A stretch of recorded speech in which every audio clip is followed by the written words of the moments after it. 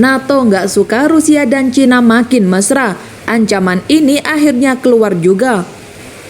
Ketegasan dan kolaborasi Cina yang tumbuh dengan Rusia menimbulkan tantangan tidak hanya bagi Asia tetapi juga bagi Eropa, kata Sekretaris Jenderal NATO Jens Stoltenberg pada Rabu 1 Februari 2023.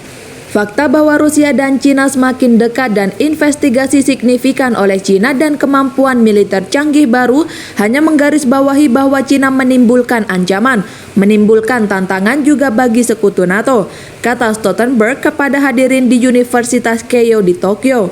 Stoltenberg mengatakan, Cina semakin berinvestasi dalam senjata nuklir dan rudal jarak jauh tanpa memberikan transparansi atau terlibat dalam dialog yang berarti tentang pengendalian senjata untuk senjata atom.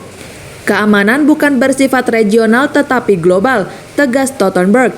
Aksi Cina disebut sambil meningkatkan paksaan terhadap tetangganya dan ancaman terhadap Taiwan, pulau yang memiliki pemerintahan sendiri yang diklaimnya sebagai wilayah miliknya.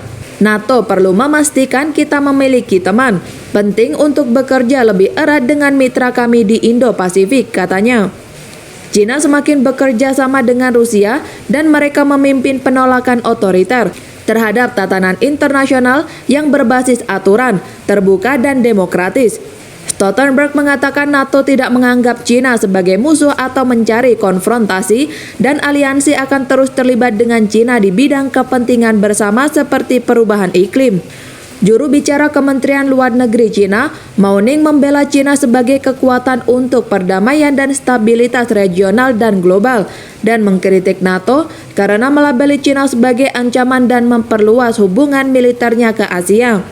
NATO terus berusaha untuk melampaui zona dan ruang lingkup pertahanan tradisionalnya, memperkuat hubungan militer dan keamanan dengan negara-negara Asia Pasifik dan memainkan ancaman Cina, kata Mao.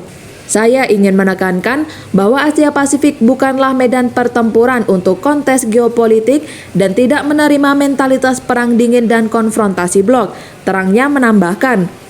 Stoltenberg dan Perdana Menteri Jepang Fumio Kishida mengadakan pembicaraan pada Selasa 3 Januari 2023 dan setuju untuk meningkatkan kemitraan mereka dalam keamanan di dunia maya, luar angkasa, pertahanan, dan bidang lainnya. Selain Jepang, NATO juga memperkuat kerjasama praktis dengan Australia, Selandia Baru, dan Korea Selatan dalam keamanan cyber maritim dan bidang lainnya, serta meningkatkan partisipasi para pemimpin dan menteri mereka dalam pertemuan NATO. Kishida pada Selasa mengumumkan rencana Jepang untuk membuka kantor perwakilan di NATO.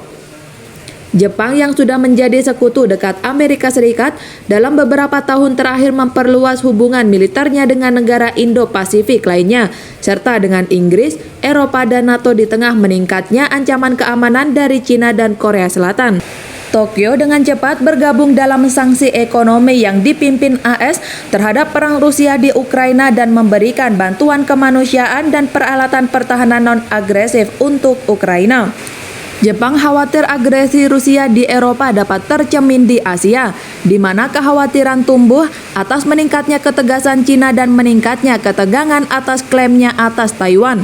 Stoltenberg tiba di Jepang pada Senin malam dari Korea Selatan, di mana dia meminta Seoul untuk memberikan dukungan militer langsung ke Ukraina untuk membantunya melawan invasi Rusia yang berkepanjangan.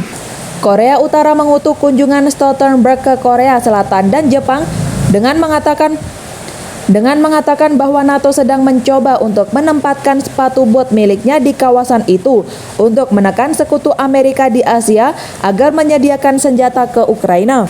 Korea Utara juga mengkritik peningkatan kerjasama antara NATO dan sekutu AS di Asia sebagai protes untuk menciptakan NATO versi Asia, dengan mengatakan hal itu akan meningkatkan ketegangan di kawasan.